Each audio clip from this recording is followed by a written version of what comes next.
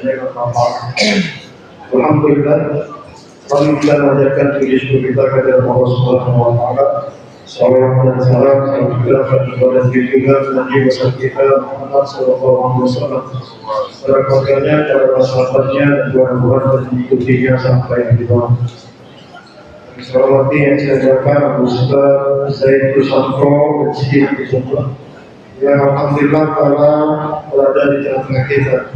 Beliau ini alumni Universitas Islam Madinah, kemudian pengajar pondok pesantren Tunas Ilmu Purbalingga, kemudian alumni Pondok Al-Ustaz Cikarang. Alhamdulillah hari ini beliau akan menyampaikan di masjid kita ini tema bagi kita. Kami mengucapkan banyak terima kasih kepada Ustaz dalam wasallam wa ilmu di tempat kami ini di Masjid Fastabikul Khairat. Mudah-mudahan apa yang beliau sampaikan pada saat ini bermanfaat bagi kita semua. Dan tentunya kita doakan kesehatan bagi beliau sehingga apa yang disampaikan beliau bermanfaat juga bagi kita, bagi beliau, dan tentunya dapat kita amalkan dalam kehidupan kita sehari-hari. Kami juga berharap kepada jamaah yang ikut dari kajian ini, kami mengucapkan terima kasih yang sebesar-besarnya atas atensinya, dan kami berikan apresiasi yang sedikit-sedikitnya kepada jamaah yang telah menjaga ketertiban dan ketenangan selama menjalani atau kita kajian pada malam hari ini. Insyaallah kajian ini akan kita laksanakan sampai jam 8 sore. Dan begitu aja kita rehat sebentar ya Ustaz. Kita laksanakan sholat isya dan kemudian kita lanjutkan. Untuk sistem penyampaian, apakah nanti ada pertanyaan atau langsung disampaikan berjamaah, nanti kami serahkan kepada beliau. Kemudian kami juga mengharapkan, karena beliau ini baru pertama kali datang ke masjid ini, khususnya Fastabikul Khairat. Dulu pernah tahun 2011 datang ke Singkawang, tapi pada saat ini baru nyampe ke masjid Fastabikul Khairat. Jadi mudah-mudahan apa yang beliau sampaikan dapat kita catat, dapat kita pelajari selanjutnya. Tetapi bukan hanya dalam catatan yang kita harapkan, setelah kita catat, kita juga membacanya kembali. Karena ilmu itu, ilmu fisudur, laisa fisudur. Ilmu itu di dalam dada, bukan di dalam tulisan. Dan juga kami mengimbau kepada bapak-bapak, ibu-ibu yang membawa anak kecil, mohon untuk dapat dikondisikan sebaik-baik mungkin, sehingga tidak mengganggu penusuhan kawan-kawan atau ikhwan yang menjalani atau mengikuti kajian. Saya rasa cukup sekian yang dapat saya sampaikan. Mohon maaf apabila dalam penerimaan kajian kami kurang berkenan di hati jemaah sekalian. Dan kami akhiri wabillahi taufiq wal hidayah. Assalamualaikum warahmatullahi wabarakatuh.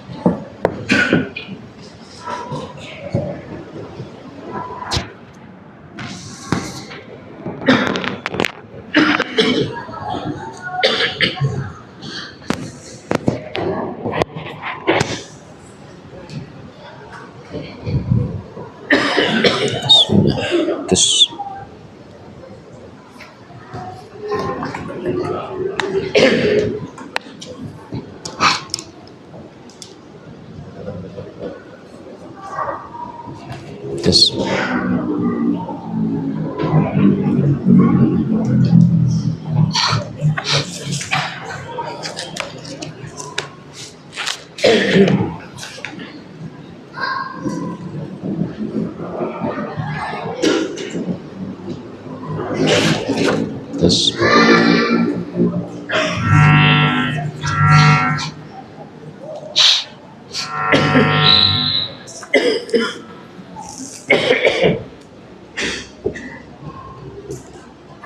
Tes.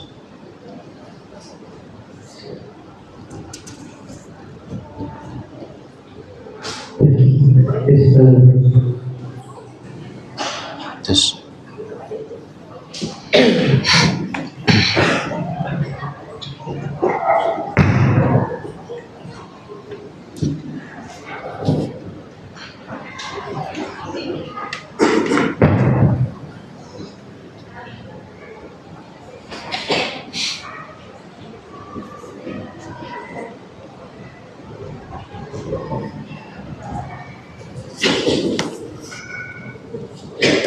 Tes, tes, tes. Suaranya jelas nggak? Ini enggak. Satu aja nih. Iya. Ini nggak usah. Tes. Mantap. Iya. Tes. Bismillah. Suara jelas. Bagian belakang bergema jelas. Jelas. Tuh ibu-ibu suara jelas. Nanti ini jangan sampai 5 menit ternyata suara nggak jelas, nanti saya ulangi dari depan. Insyaallah jelas ya suaranya. Semua jamaah insyaallah. Yang di pojok terdengar ya insyaallah. Baik. Bismillah.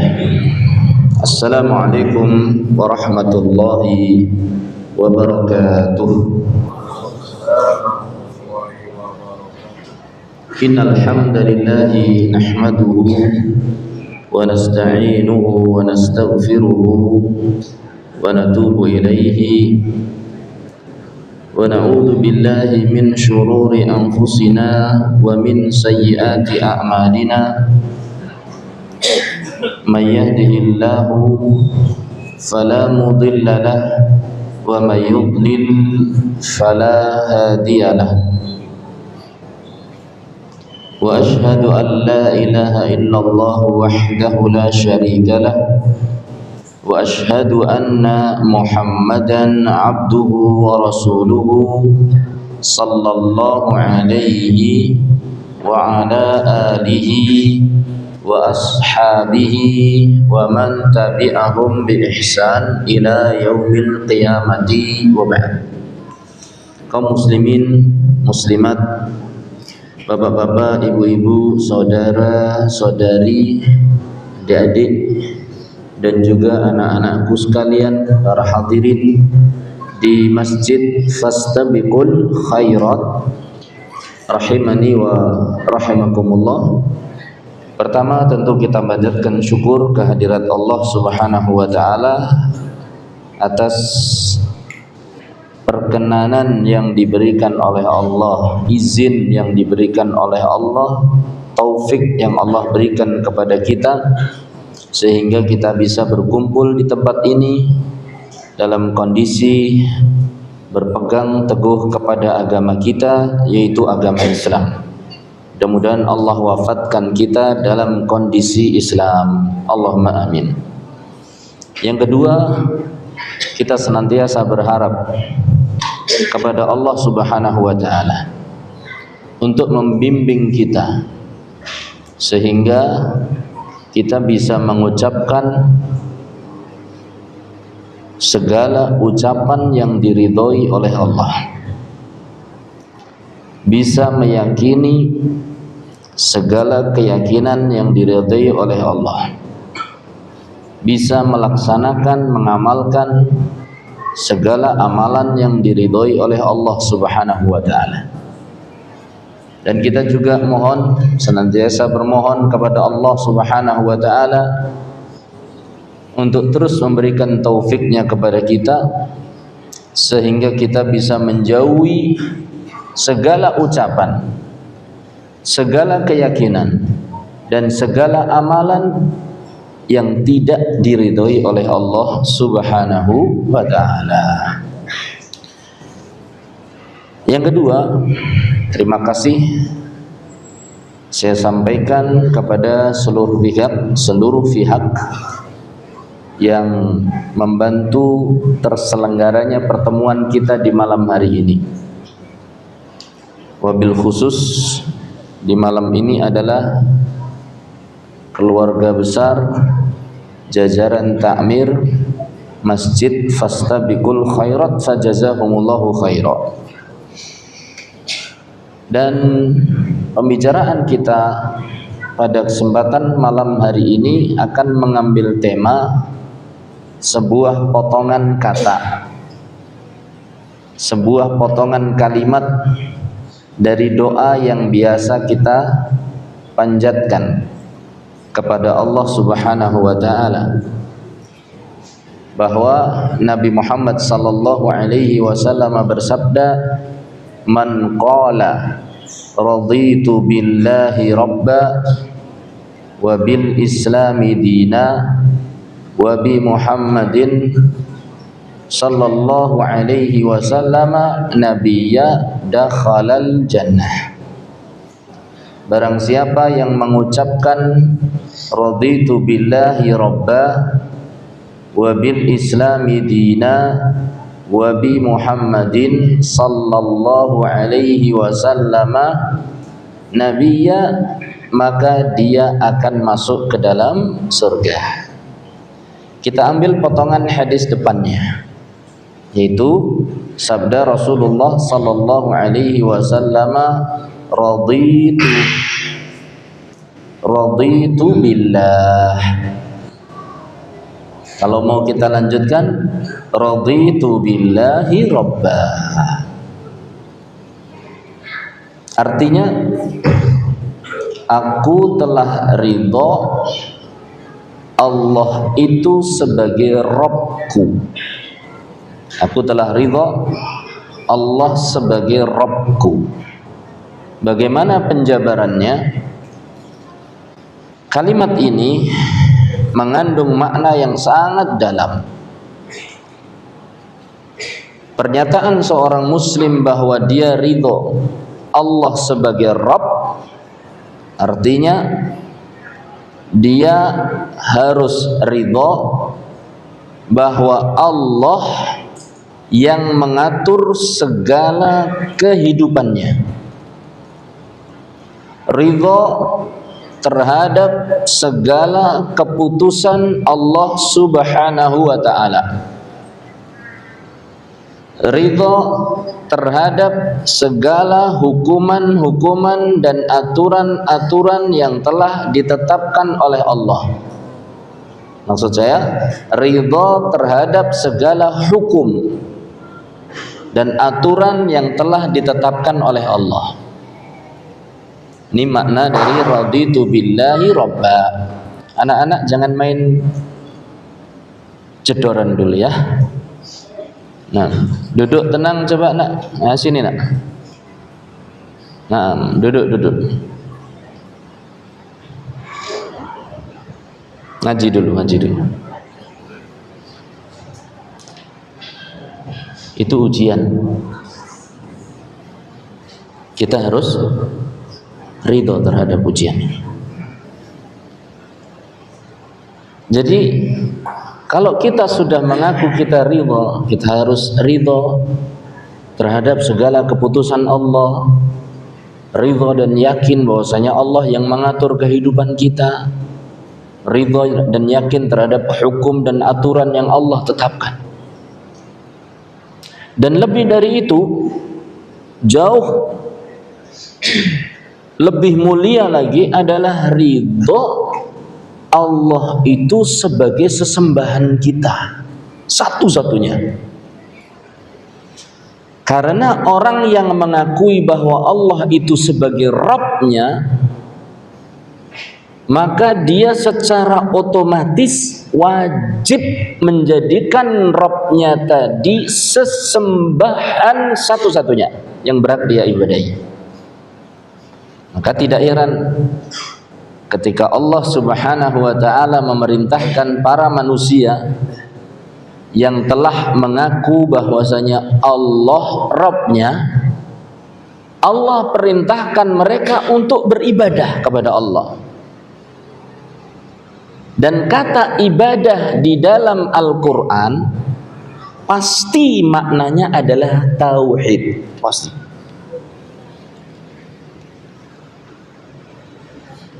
Di antara perintah untuk beribadah kepada setiap orang yang telah mengaku bahwasanya Allah itu adalah Rabb-Nya, terdapat di dalam sebuah ayat yang berisikan perintah pertama kali kepada umat manusia ini di dalam Al-Quran. Siapa yang bisa menemukan perintah itu? Dari awal Al-Quran, cermati sampai ada fi'il amr. Masya Allah, barakallahu fika Ustaz, wa zawwajakallah. Tazawij? La bas, insyaallah. Ustaz jahis insyaallah. Zawwajakallahu bikum fil jannah. Amin. Insyaallah. Baik, di dalam surat Al-Baqarah ya Ustaz, ayat 20 Allah berfirman, dan ini fi'il amr. Kalau bahasa Indonesianya fi'il amr itu apa? Kalimat perintah atau kata perintah pertama kali di dalam Al-Quran. Apa bunyinya? Allah berfirman, ya ayyuhan nasu u'budu rabbakumul ladzi khalaqakum walladzina min qablikum la'allakum tattaqun. Wahai sekalian manusia, u'budu rabbakum, beribadahlah kalian kepada Rabb kalian. Wahai orang yang meyakini bahwa Allah itu adalah Rabb kalian, wahai manusia yang telah meyakini Allah adalah Rabb kalian, yang menghidupkan kalian, memberi rizki kepada kalian, mematikan kalian, mengatur hidup kalian, menentukan aturan-aturan jalan-jalan hidup kalian. U'budu rabbakum, beribadahlah kepada Rabb kalian.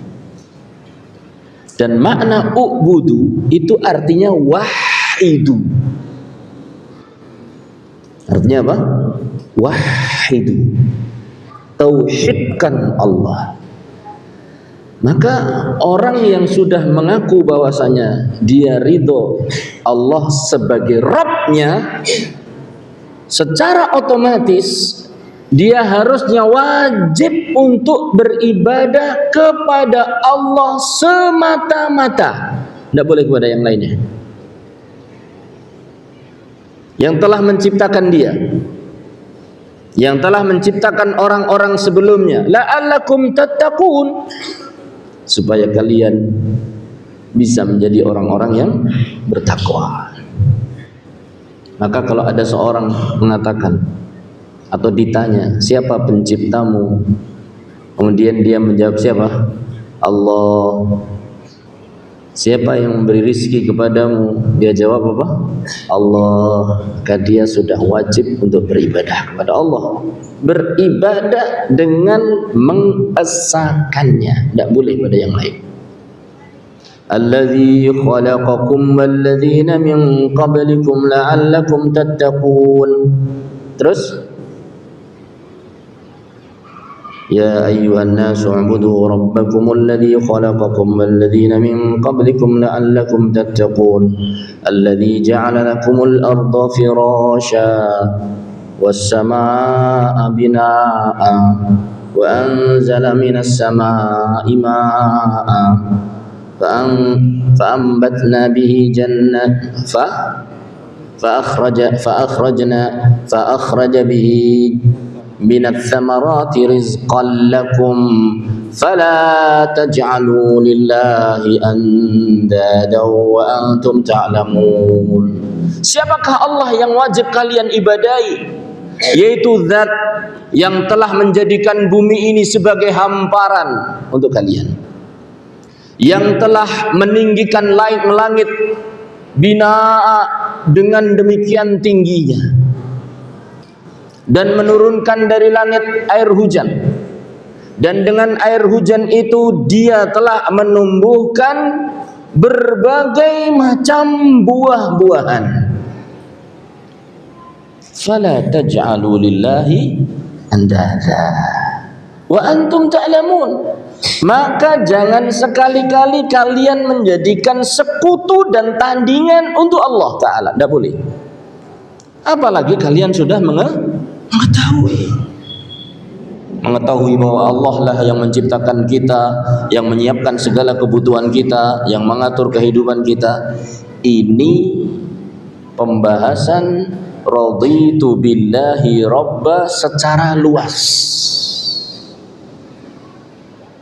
Maka dikatakan oleh Al-Imam Ibnul Qayyim rahimahullahu rahmatan wasi'ah, barang siapa yang telah meyakini bahwa Allah itu adalah Rabbnya, dan bahwa Allah adalah sesembahan satu-satunya berhak diibadahi, yang berhak diibadahi, dan bahwasanya dan meyakini bahwasanya Rasulullah sallallahu alaihi wasallam adalah utusan Allah dan dia tunduk kepada utusan Allah tersebut, maka sudah lengkaplah sifat sidq, sifat siddiq di dalam hatinya.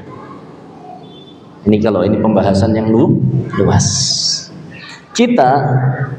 Saya ingin membahas dan mengambil sebuah pembahasan yang kecil dari sekian pembahasan yang luas. Apa itu? Ridho terhadap segala keputusan Allah. Itu pembahasan yang kecil dari sekian pembahasan yang luas. Keyakinan tentang rububiyah, keyakinan tentang uluhiyah, itu pembahasan yang luas. Pembahasan yang kecil adalah ridho terhadap segala keputusan Allah. Kata penulis buku Tazkiyatun Nufus, Dr. Ahmad Farid, beliau mengatakan, dan buku ini banyak penukilan dari Al-Imam Ibnul Qayyim, Ibnu Rajab Al-Hambali, dan yang lainnya. Beliau mengatakan, lil abdi fima yakrahu darajatan. Seorang hamba itu ketika menghadapi keputusan Allah yang tidak dia sukai, ada dua derajat, dua tingkatan. Seorang hamba ketika menghadapi segala keputusan Allah yang tidak dia sukai, ada dua derajat, ada dua tingkatan. Tingkatan yang pertama darajatur ridho, tingkat ridho. Dan yang kedua adalah darajatus sabr, derajat kesabaran. Ridho dan sabar. Faridho fadlun mandubun ilaih. Derajat dan sikap ridho itu adalah sebuah sikap yang mandub, sangat dianjurkan. Lah kalau sabar, adapun sabar wajibun alal mu'min. Adapun sabar itu wajib hukumnya. Berarti tinggian ridho atau sabar? Kenapa kok ridho? Wong satu wajib, satu sangat dianjurkan. Karena tidak setiap yang sabar mesti ridho. Tapi kalau orang ridho, insya Allah dia bersabar. Kenapa pula Allah anjurkan sifatnya dan tidak wajibkan? Karena ridho itu berat, bapak-bapak ibu sekalian, berat. Menghadapi sesuatu yang tidak disukai, kok kemudian ridho, berat. Kalau menghadapi sesuatu yang disukai kemudian ridho, bagaimana? Pilih kaya apa miskin? Kalau Allah tetapkan kita jadi orang kaya, sama Allah tetapkan kita jadi orang miskin, mana yang lebih gampang ridho? Bener ya? Kalau kaya gampang ridho ya, insyaallah. Kalau kita disuguh oleh tuan rumah dengan makanan kesukaan kita dan disuguh sama tuan rumah dengan makanan yang kita nggak begitu suka, kita lebih ridho yang mana pada tuan rumah ini? Apabila disuguh dengan sesuatu yang kita sukai. Walillahil matsalul a'la. Maha tinggi Allah dari permisalan yang saya buat tadi. Permisalan saya nggak ada nilainya dibandingkan dengan kesempurnaan sifat Allah Subhanahu wa ta'ala yang menguji hambanya dengan perkara yang tidak disukai dan perkara yang disukai. Wa nabluukum bisyarri wal khairi fitnah atasbirun. Kami, kata Allah, akan uji kalian dengan dua hal. Dengan ujian keburukan dan ujian kebaikan. Ujian keburukan contohnya sakit. Contohnya lagi lapar. Contohnya lagi capek. Contohnya lagi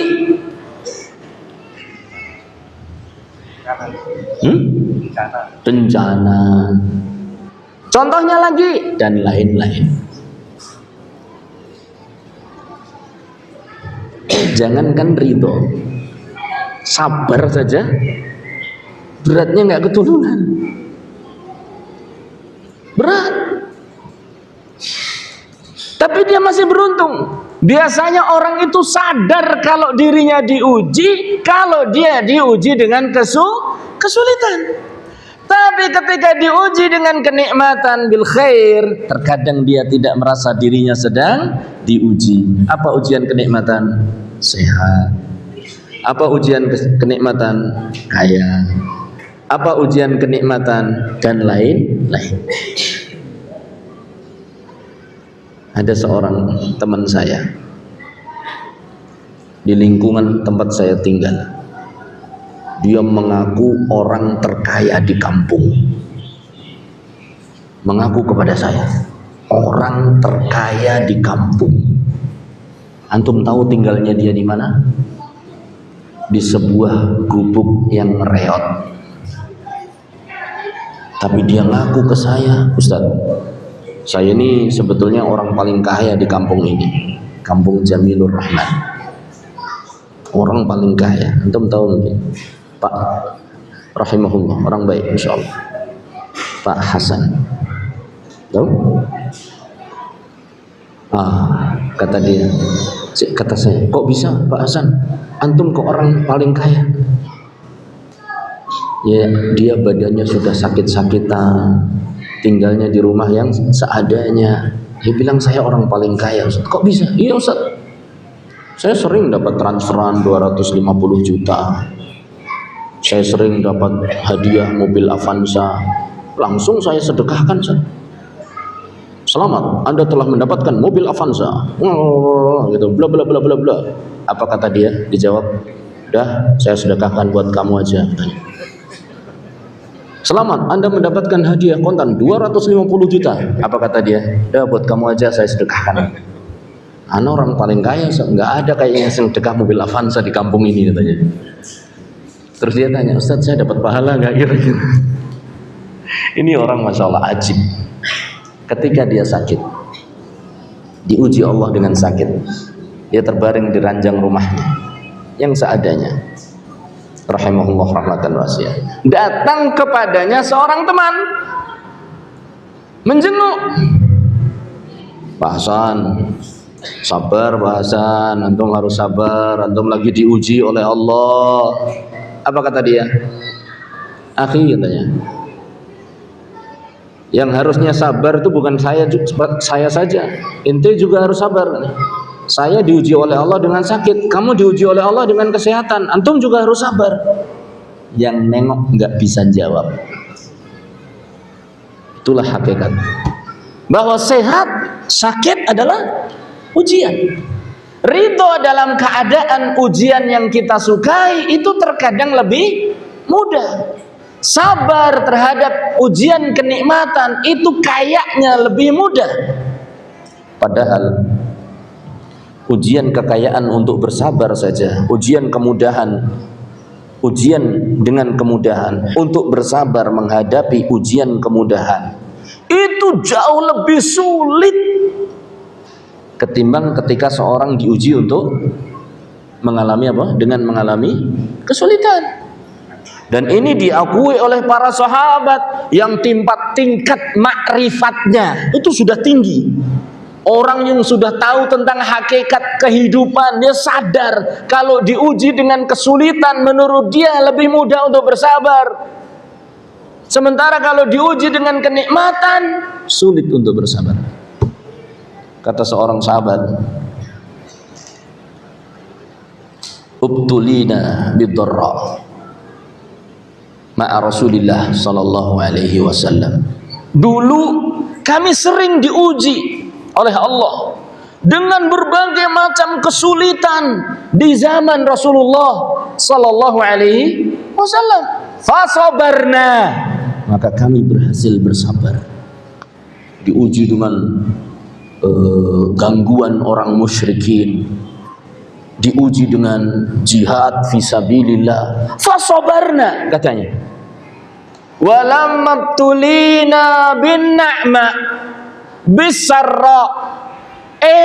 Kok ternyata ketika Allah menguji kita dengan berbagai macam kenikmatan, falam nasbir, kami pun sulit untuk bersabar. Kita gitu enggak ya? Wallahu a'lam.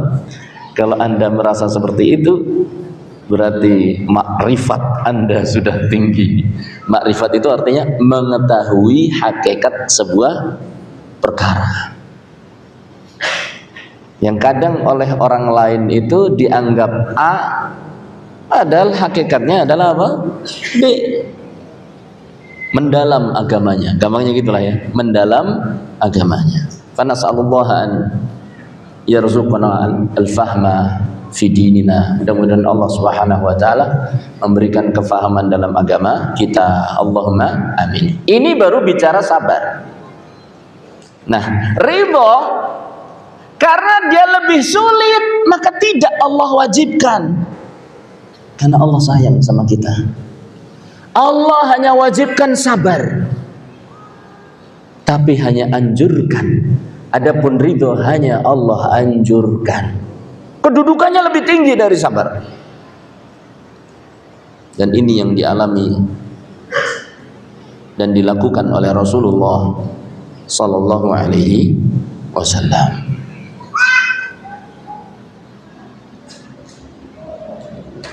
Kemudian Syekh mengatakan, menjelaskan kenapa kok orang-orang itu sampai bisa derajat ridho. Bisa-bisanya orang itu sampai derajat ridho ketika diuji oleh Allah. Ditimpa matanya dengan kebutaan, dia ridho. Ditimpa dia dengan kemiskinan, dia ridho. Ditimpa dengan cacat di badannya, dia ridho. Kesulitan ekonomi ridho, kesulitan kesehatan ridho, kesulitan dan seterusnya, dia ridho. Kenapa? Syekh menerangkan ada dua alasan kenapa orang itu bisa ridho terhadap keputusan dan musibah yang menimpa dia. Yang pertama,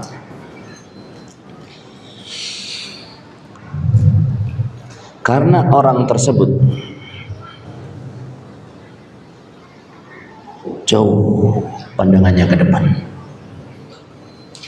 Dia mengamati dan menunggu-nunggu hikmah apa yang Allah pilihkan bagi dirinya dalam setiap ujian yang ditimpakan. Hikmah apa yang akan diberikan oleh Allah kepada dirinya dalam setiap musibah yang ditimpakan kepadanya.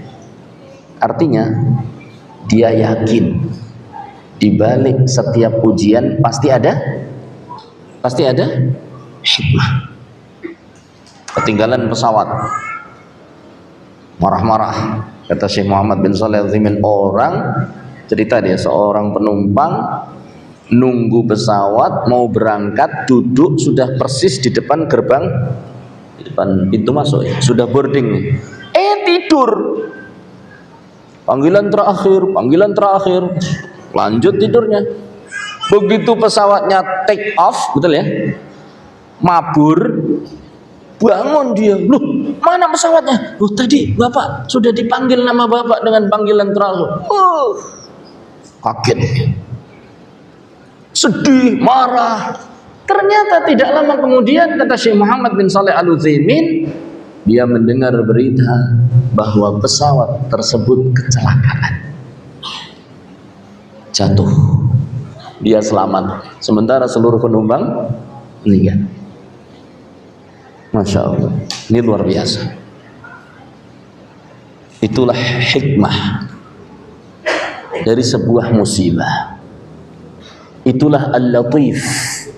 Itulah Allah Al-Latif yang ingin memberikan kebaikan kepada seorang hamba dari arah yang tidak dia sadari. Itulah Al-Latif yang ingin memberikan kebaikan kepada seorang hamba dari arah yang tidak dia sukai. Ada kisah, walaupun kisah ini sering saya ulang, tapi saya senang dengar kisah ini karena betul-betul Masya Allah. Ada sepasang suami istri hidup dalam keadaan pas-pasan. Apa? Pas-pasan. Bukan pas-pasan bahasa kita ya, mau beli rumah pas ada uangnya, mau beli mobil pas uang. Bukan itu, ini betul-betul pas-pasan. Kerjaan suaminya jasa menguruskan surat-surat, surat tanah, surat rumah, surat kendaraan. Salah satu klien, betul cara bacanya begitu sih? Klien apa klien? Klien ya, betul. Saya enggak pandai bahasa Inggris. Bahasa Inggris saya 6. Biasanya. Salah seorang klien mengatakan, datang. Salah seorang klien dia adalah seorang wanita. Mohon maaf, janda, kaya raya, dan hidup sebatang kara. Banyak saudara-saudaranya yang sudah meninggal, sudah tidak ada pula ahli warisnya. Nggak ada ahli waris, nggak ada. Wali ada, mungkin begitu ya, atau bagaimana saya tidak tahu.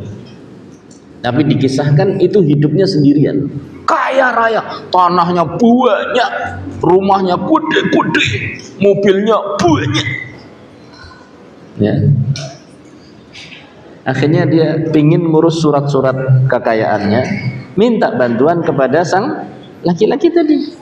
Berjalan beberapa waktu, akhirnya sang laki-laki ini lama-lama gerah. Kenapa gerah? Kenapa gerah? Kenapa gerah? AC-nya nggak nyala, kipas anginnya dimatikan, di ruangan tertutup. Gerah karena setiap ngurus pasti mereka berdua saja di ruangan. Lalu apa yang terjadi menurut Anda, saudara-saudara? Apakah cerita akan kita lanjutkan? Atau ini adalah perlu kita sensor? Tidak, tidak ada yang harus disensor dari kisah ini. Maka apa kata sang laki-laki tadi? Mohon maaf ibu, saya sebetulnya sudah merasa sangat galau tidak nyaman dengan apa yang saya lakukan selama ini dengan Anda. Kenapa Bapak?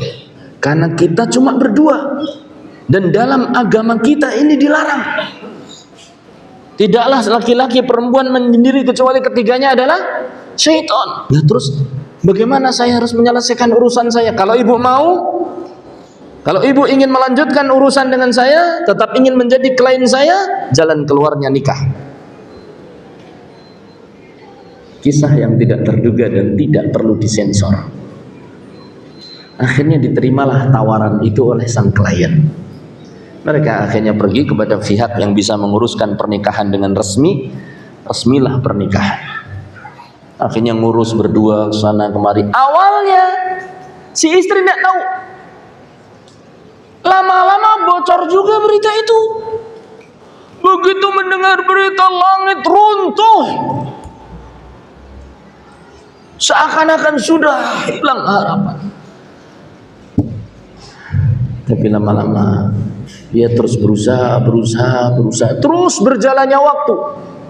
Sang bapak dengan istrinya suatu saat melakukan perjalanan. Istrinya yang kaya raya.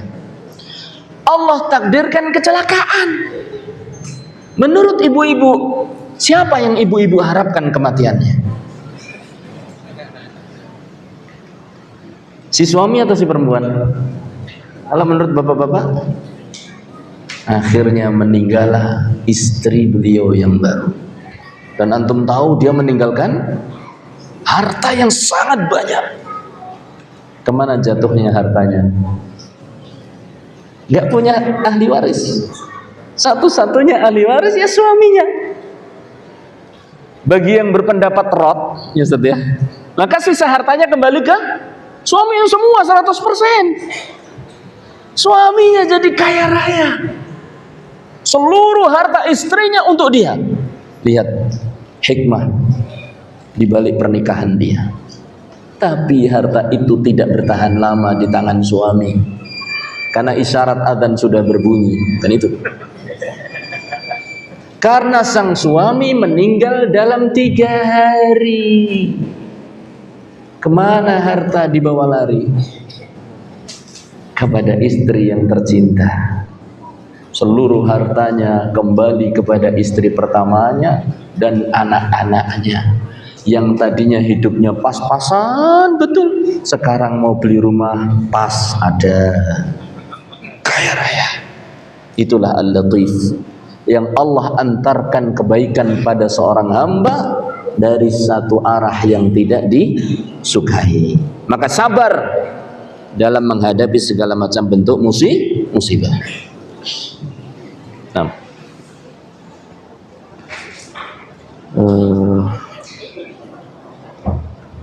maraikum. Kalau mau antum lagi, tidak masalah. Sudah pertanyaan sudah tertentu aja kalau Istirahat, sholat dulu, nanti sholat kita lanjut. Ya, iya. asal. Baik. Kita lanjutkan ba'da shalah insyaallah taala.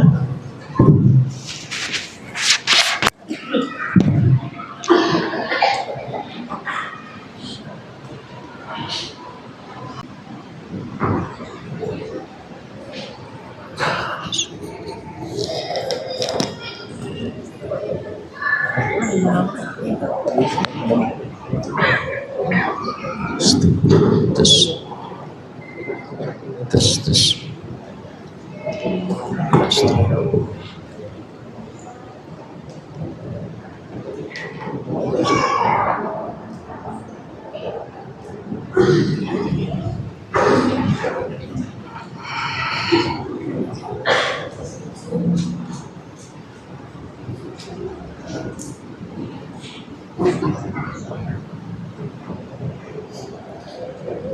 Bismillah.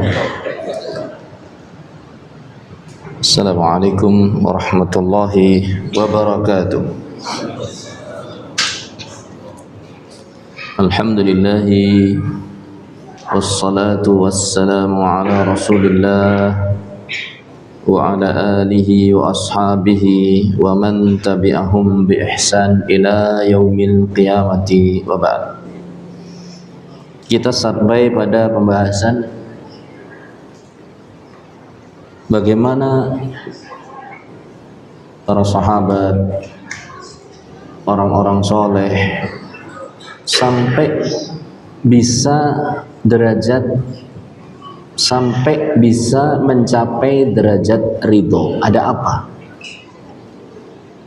Yang pertama sudah disampaikan bahwa ternyata mereka, orang-orang yang bisa ridho, adalah orang-orang yang mengamati bahwa di balik mengamati dan menunung. Ya. Dua. Ini.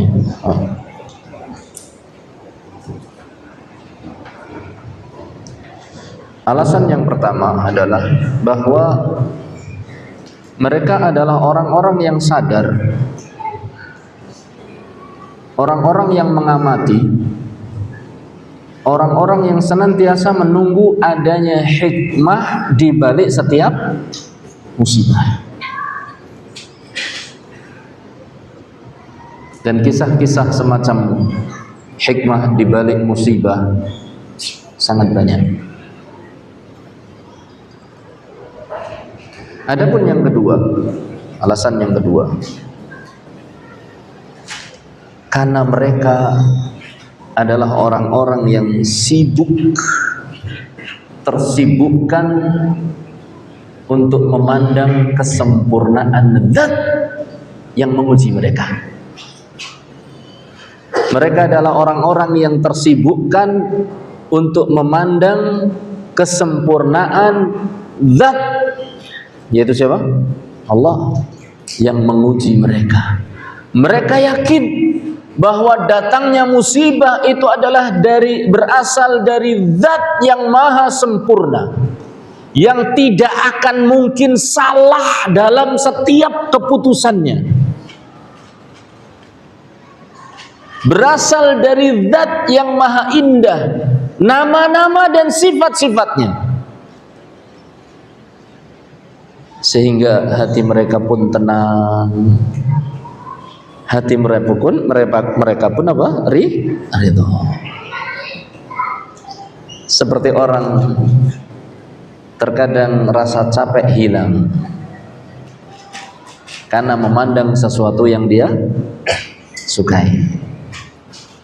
Capek, lontang, lihat ke atas, Masya Allah, lihat langit yang luas, hijau atau biru, ada pepohonan mungkin yang di sampingnya dia lihat, rasa capeknya hilang, tidak terasa lagi, karena dia sibuk dengan menyaksikan keindahan-keindahan pemandangan yang ada. Adapun ahlur ridha, kesedihannya hilang, rasa susahnya hilang, yang ada adalah ridho, karena mereka tersibukkan dengan memandang kesempurnaan Allah. Allah itu maha, Allah itu maha, Allah itu maha, sehingga terlupakanlah mereka dari segala kesulitan musibah. Bisa dipahami insyaallah.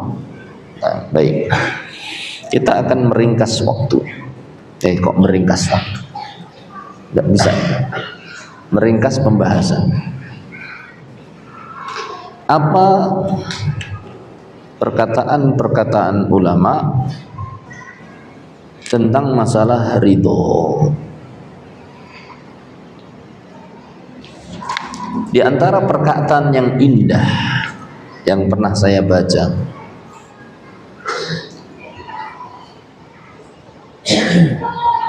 adalah penukilan dari sahabat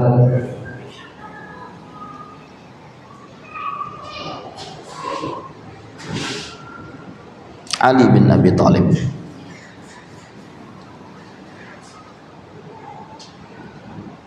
atau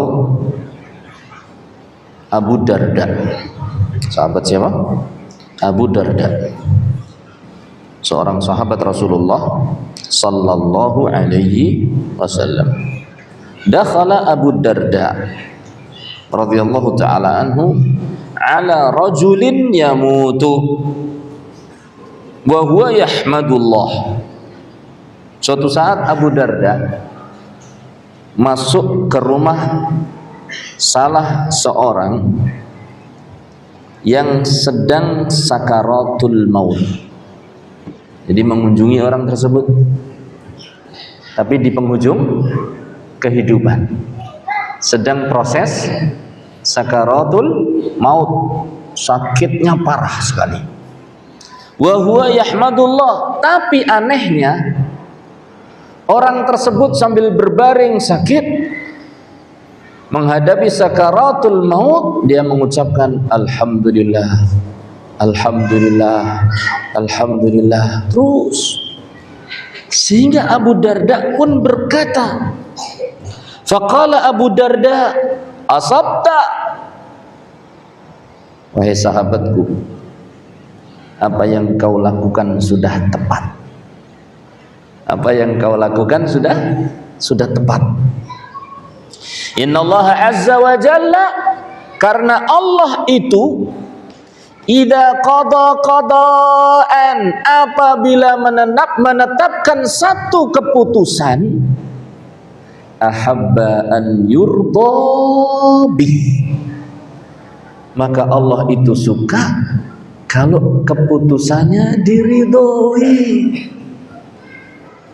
Jadi kalau Anda keluar pengajian sandalnya hilang, Allah ingin antum ridho.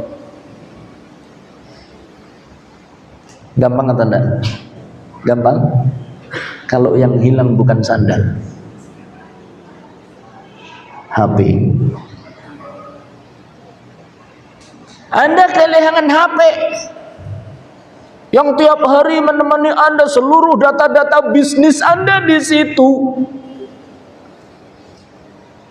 Transaksi yang baru saja Anda tanda tangani di situ. Maka Allah ingin, Allah suka kalau Anda ridho terhadap keputusan Allah. Kalau Anda ditimpa penyakit, kita ditimpa musibah, Allah ingin keputusannya diridhoi. Innallaha azza wa jalla idza qada qada'an yuhib ahabba an yurdha bih. Kalau Allah menetapkan satu keputusan, Allah ingin hambanya ridho kepada keputusan tersebut. Bisa enggak kita? Bisa enggak kita? Teorinya bisa. Prakteknya mudah-mudahan bisa. Betapa banyak keputusan-keputusan Allah di dalam perjalanan kehidupan kita. Terkadang menyenangkan, terkadang menyedihkan, terkadang mengagetkan. Ya enggak? Terkadang mengagetkan. Saya beberapa waktu yang lalu, setelah mengajarkan ridho, Allah uji dengan sebuah kejadian yang mengagetkan. Akhirnya anak termenung. Ini betul-betul ujian dari Allah. Anak ingat perkataan Abu Darda, innallaha idza qada qada'an ahabba an yurda bih. Allah itu kalau menetapkan sebuah keputusan, Allah ingin kita ridho. Saat itu saya berusaha semeleh, ya sudah, walaupun ini mengagetkan, saya yakin kalau kita ridho, Allah akan beri yang terbaik. Mengagetkan itu belum tentu sedih loh, ingat ya. Mengagetkan itu belum tentu apa? Sedih.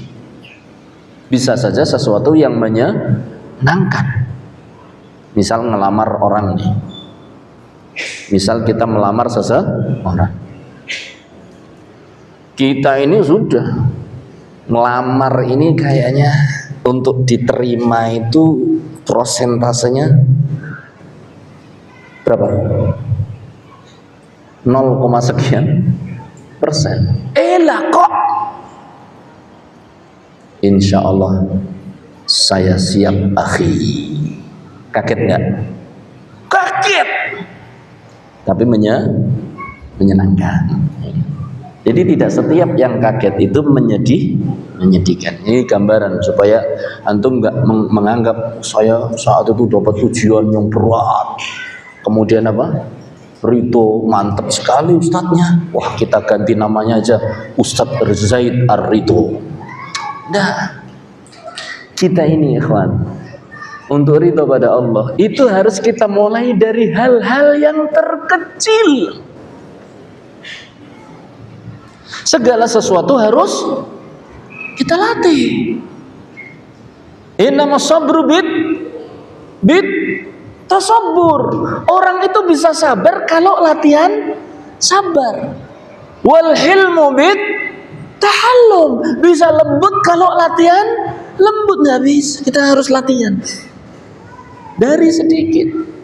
Jalan, tahu-tahu ceduk, astagfirullah. Ridho ya Allah. Innallaha idza qadha qadhaan ahabba an yurda bih.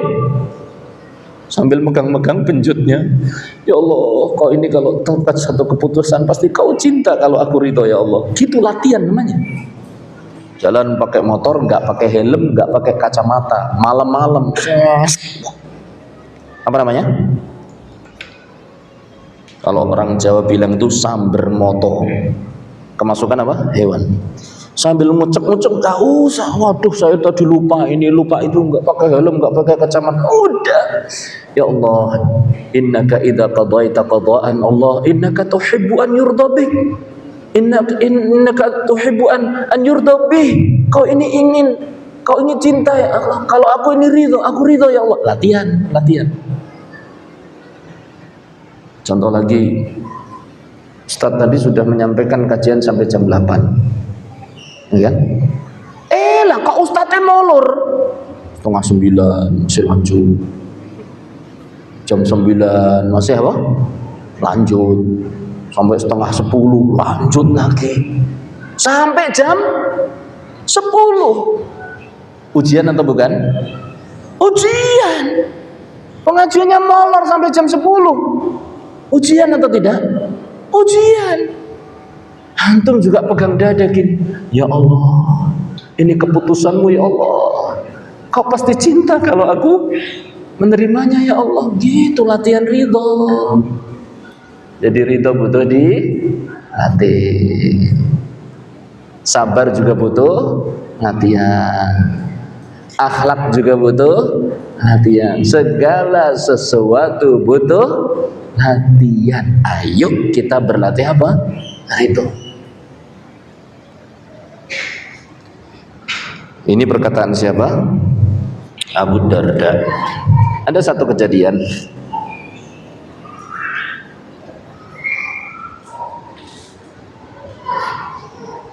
yang menimpa seorang Arab Badui, dan insyaallah akan kita tutup kajian ini dengan apa yang disampaikan oleh Arab Badui ini tentang bagaimana dia berusaha menerima ujian. Indah sekali. Kata penulis buku ini dinukil, wa asbaha a'rabiyun. Ini banyak nukilan-nukilan tentang ridho, bagus sekali, masya Allah. Ini yang terakhir akan saya nukilkan insyaallah ta'ala. Wa asbaha a'rabiyun. Suatu saat seorang Arab Badui bangun di waktu pagi. Wa qad mata lahu aba'iru katsirah. Ternyata dia dapatkan ontanya pada mati, ting geletak, ting telecek. Waduh, bergeletakan di kandang-kandang. Apa kata dia? La walladzi ana abdun fi ibadatih. Demi Allah, zat yang aku ini adalah salah satu hamba dari hamba-hambanya. Yang aku ini adalah seorang hamba di antara hamba-hamba Allah. Laula syamatatu a'da'i dhawi iddin kalaulah seandainya aku tidak takut celaan terhadap orang-orang yang terkena musibah, kalaulah aku tidak khawatir terhadap orang-orang yang suka mencela orang-orang yang kena musibah, syukurin lo ye. Itu celaan orang-orang yang suka apa? Mencela orang yang terkena musibah. Makanya jangan kayak gitu, jadinya rasain sendiri loh. Ini namanya celaan orang-orang yang suka mencela orang. Jelas-jelas orang sedang kena musibah, lah kok mengatakan syukurin lo ye. Makanya apa gue kate, lo aja yang nggak mau nurut sama gue. Itu celaan itu.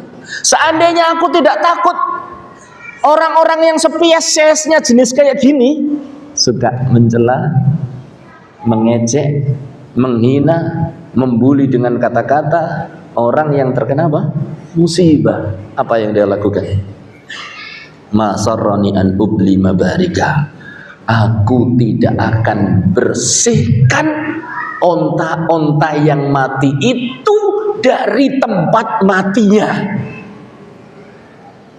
Jadi dia ingin tanda-tanda musibah pada dirinya itu tetap kelihatan, gitu maksudnya. Paham? Luar biasa ini. Ini tanda ridho yang luar biasa. Dia itu cinta kalau tanda-tanda keputusan Allah, tanda-tanda ujian darinya itu tetap dia lihat. Berarti Allah ini sekarang sedang cinta padaku, nguji aku ridho ya Allah. Ini loh tanda-tanda ridhoku. Aku nggak buang ujianmu, aku nggak bersihkan ujianmu. Bisa difahami sampai sini? Akan memudahkan pemahaman Anda permisalan yang saya sampaikan insyaallah ta'ala.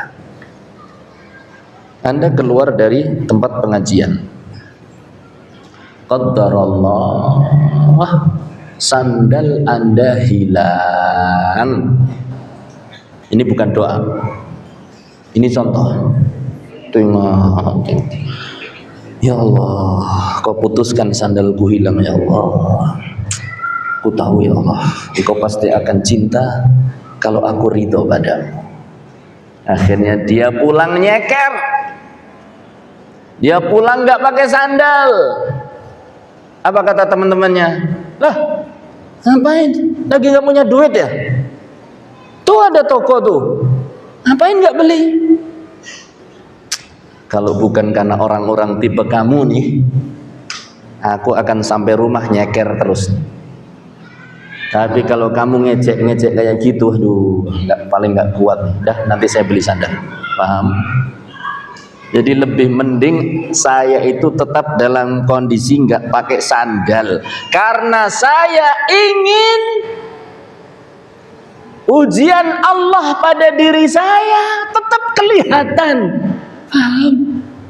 Kalau tetap kelihatan kan dia tetap ada kemungkinan untuk ridho. Jadi cinta Allah semakin bertambah. Contoh lagi, semakin ekstrim contohnya. Keluar pengajian, sepeda motor Anda, lanjut. Loh kok wedi toh? Takut. Udah siap ridho atau belum ini? Sepeda motor Anda, saya bang bisa melanjutkan. Bocor. Bannya irregular. Bannya bocor. Rumah Anda 5 kilo dari sini. Ada tukang tembel dekat situ. Misal. Ada tukang tembel online. Ada pula tukang tembel keliling. Kebetulan tukang tembelnya ikut ngaji pula, Masya Allah. Maka Anda lebih memilih apa? Siapa yang bisa melanjut? Siapa yang bisa melanjut? Menuntun sepeda motor sampai rumah. Karena ingin tanda-tanda musibah itu nggak hilang. Tuntun. Apa komentar orang? Kurang kerjaan deh. Itu ada tukang tempel. Kalau bukan karena orang ini nih, aku saya akan biarkan ban motor saya tidak tempel. Bahkan sampai besok pagi berangkat kerja saya tuntun sepeda motor. Karena ingin saya melihat tanda-tanda musibah pada diri saya. Luar biasa. Mari kita berlatih. Mari kita berlatih sedikit demi sedikit sehingga ucapan kita raditu billahi robba, ya Allah aku ridho kau sebagai Rabbku ya Allah, sudah kita ambil sedikit. Dan masih banyak pembahasan raditu billahi robba. Mudah-mudahan yang sedikit ini bermanfaat. Jadi kalau catatannya cuma sedikit kita ya, nah, prakteknya dalam kehidupan itu yang banyak. Ya, mudah-mudahan Allah berkahi kita, Allah jadikan kita orang-orang yang ridho, dan jangan lupa terus berlatih. Faedah selanjutnya, ternyata segala amaliyah hati harus ada ilmunya. Kalau nggak ada ilmunya, kita nggak tahu gimana ya cara ridho itu. Bayangan kita, saya ridho, tapi gimana? Apa alasan kita untuk ridho? Gimana prakteknya pada ulama-ulama terdahulu? Sakit, senyum-senyum, alhamdulillah, dikatakan kau benar karena Allah cinta. Kalau berikan keputusan untuk dicintai. Bagaimana penukilan dari orang-orang Arab Badui, ontanya pada mati, dia tadinya nggak mau bersihkan itu supaya ada tanda musibah pada dirinya. Kalaulah tidak takut celaan orang-orang yang suka apa? Membuli, mencela, mengejek orang yang sedang terkena apa? Musibah. Saya kira demikian. Mudah-mudahan Allah menjaga kita dari musibah-musibah yang kita tidak kuat menanggungnya. Doanya apa? Allahumma afini fi badani, Allahumma afini fi sam'i, Allahumma afini bi basari fi basari, la ilaha illa anta. Atau doa yang lain, Allahumma inni as'aluka al-afwa wal afiyata fid dunya wal akhirah, Allahumma inni as'aluka al-afwa wal afiyata fi dini wa dunyaya wa ahli wa mali, Allahumma astur aurati wa amin rawati, dan seterusnya. Ya Allah, aku minta afwa, ampunan dan afiah dan keselamatan dari ujian-ujian yang berat yang aku tidak mampu untuk menanggungnya. Ini kita ucapkan pagi, sore, ujian dalam badan, dunia, akhirat, ujian dalam agama, dunia dan akhirat. Jadi kita ini kalau dikabulkan oleh Allah, berjalan di muka bumi tanpa ujian yang berat. Allah mudahkan segala urusan, tapi bisa masuk surga. Kalau ternyata Allah tetapkan ujian kecil, itu saatnya berlatih. Agak besar, itu saatnya berlatih. Besar, mudah-mudahan kita sudah siap untuk ridho. Demikian, wassallallahu ala nabiyyina Muhammad walhamdulillah rabbil alamin. Kalau ada yang bertanya, boleh sebanyak-banyaknya. Boleh sebanyak-banyaknya, tapi jawabannya nunggu ustadz lain yang menjawab. Jadi boleh, silakan mau bertanya boleh. Kira-kira ada yang mau bertanya? Saya yakin tidak ada. Karena kalau ada, saya persilahkan, tapi jawabannya nunggu dari ustadz lainnya. Demikian. Barakallahu fikum wa jazakumullahu khairan. Wa sallallahu ala nabiyyina Muhammad walhamdulillahi rabbil alamin. Subhanakallahumma wa bihamdika asyhadu an la ilaha illa anta astaghfiruka wa atubu ilaik. Wassalamualaikum warahmatullahi wabarakatuh.